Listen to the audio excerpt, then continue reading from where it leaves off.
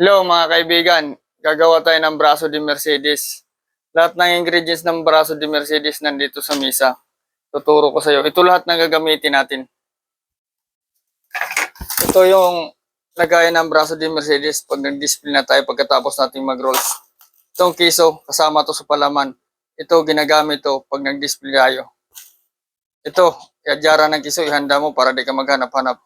Baka maabutan ka ng paglit ng braso. Ito, ang una mong gagawin, magbanya ka sa linira. Ganito, babanyahan mo lahat dito. Ganyan. Katapos mo mabanyahan ito lahat, susunod mo to dito sa taas. Para hindi ka madikitan. Ganyan.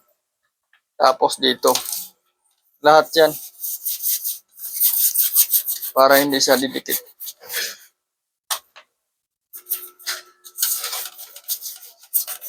Yan. Tapos nabanyahan natin. Pagkatapos natin magbanya nito, ang sunod mong gagawin,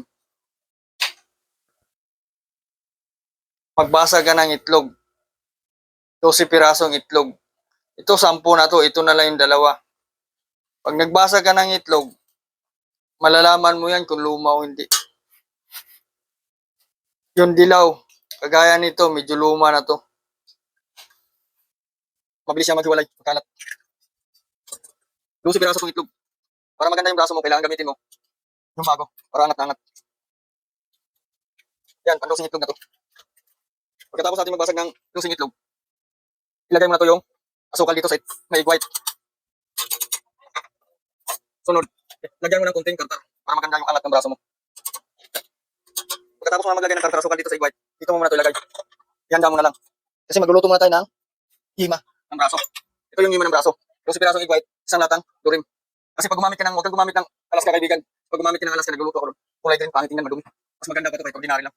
Saka kung gusto mo makinis yung palaman ng braso mo, ang gamitin mo egg white, ano lang, 6 na piraso. Ito kasi pang commercial lang ito eh. Kaya inubos ko na yung 12. Ilalagay na natin yung condensed at saka braso. Lulutuin na natin.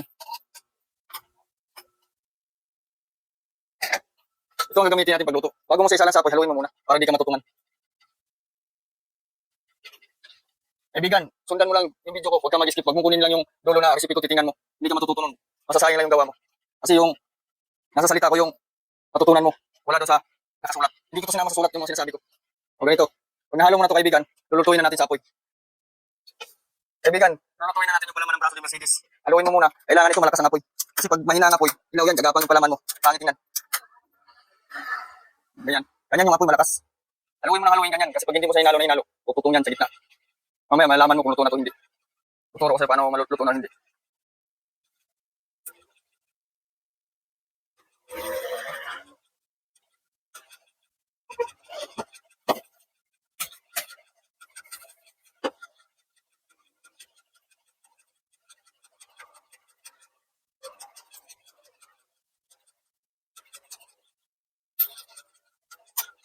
Tuloy mo, patayin mo apoy para kikinis.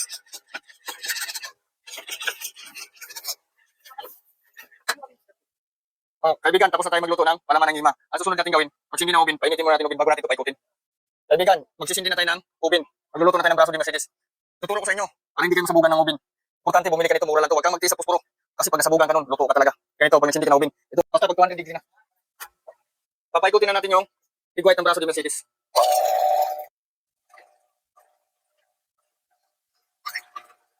Pag ganyan, kaibigan, pinaikot mo yung egg white mo. Pag mga ilang minutes, pag tingin mo hindi siya umangat, bagsak, patayin mo na. Palitan mo ng bago.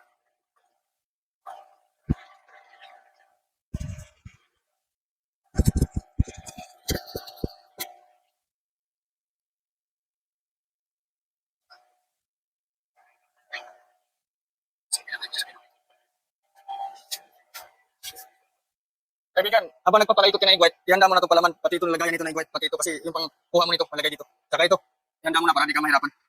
Tsaka itong katsa, tsaka itong pa irorosa natin kasi masila kasi itong braso ng Mercedes. Pag natagalan ka nito, ninipis to, babagsak. Palit na yung braso mo. Sa halip na malaki, umbok na umbok dito. Malit na. Hintayin natin. Tuturo ko sa'yo kung okay na siya. Patayin na natin o ilagay dito para malulutuin na natin.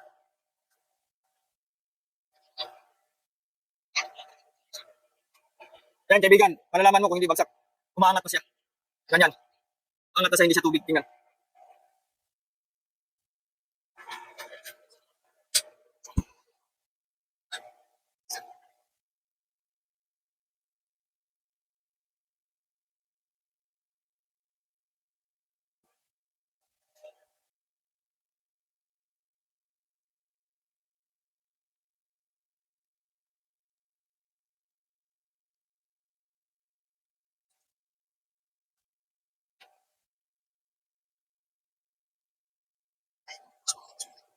Ganyan, kaibigan, pag nakita mong ganyan na yung itsura ng egg white, malapit na natin tatanggalin yan.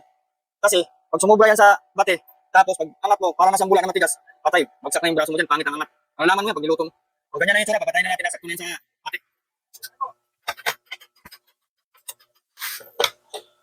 Oh, ganito kaibigan, no? Tingnan mo. Oh. 'Di ba? Yan. Pag ginanyan mo yung matigas na magbula-bula siya, pangit ang angat ng braso mo diyan. Pangit din yung laki niya.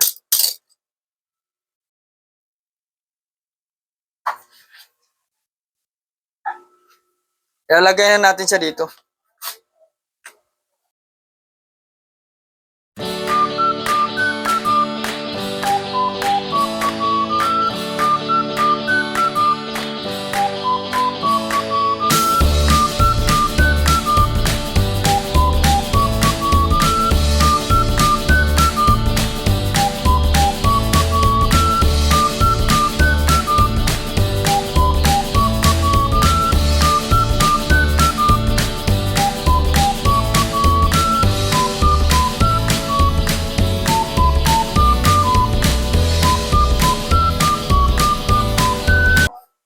O, di ba? Tapos na yan.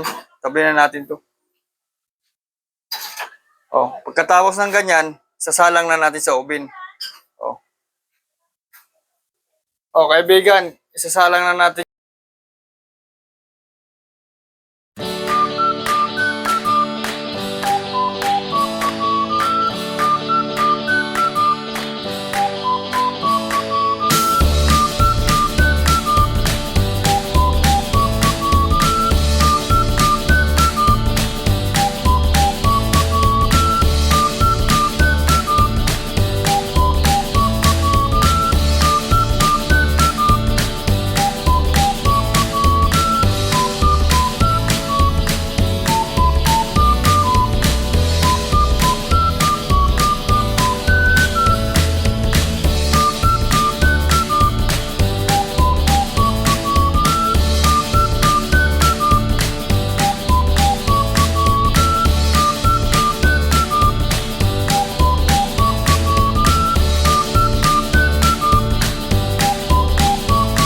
Kaibigan, titingnan natin ulit yung braso ni Mercedes.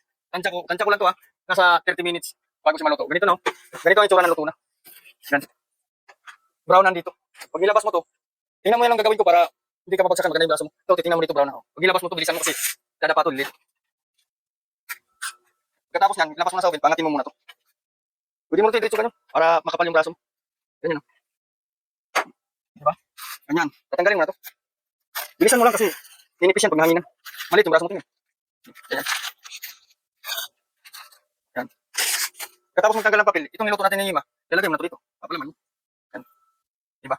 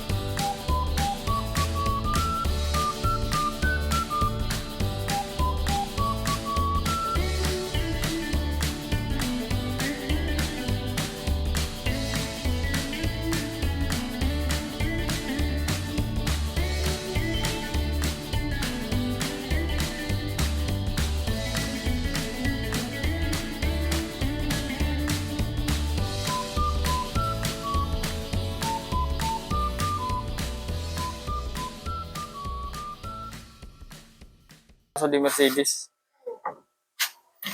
Oh. Ito yung half roll niya. Ito yung in-slice natin. Ito. Kaibigan, kung gusto mo pang matuto ng ibang mga timpla, i-follow mo ako at saka subscribe mo na ako, i-share. Matututo ka lahat ng tinapay, cake, at saka cookies. Pati pag-lettering, pag-design ng mga cake, ituturo ko sa'yo. Panoorin mo lahat. Gagawin ko yan sa vlog ko. Pag napanood mo na lahat ng mga vlog ko, yan, master baker ka na. Basta pag nanood ka ng vlog ko, huwag kang mag-skip. Kasi yung mga sinasabi ko, hindi ko to sinusulat. Nasa bunganga ko lang to. Kaya, kaibigan, tapos na tayo mag-vlog sa Braso de Mercedes. Panoorin mo na lang uli yung mga vlog ko. Subscribe mo ako. Kiss Jib Bakery. Kaibigan, ito na yung tapos natin sa Braso de Mercedes. Salamat sa mga nanonood. Hanggang sa sunod nating pagkikita, pagbablog ko at paggawa ko ng iba-ibang klaseng tinapay at cake, cookies.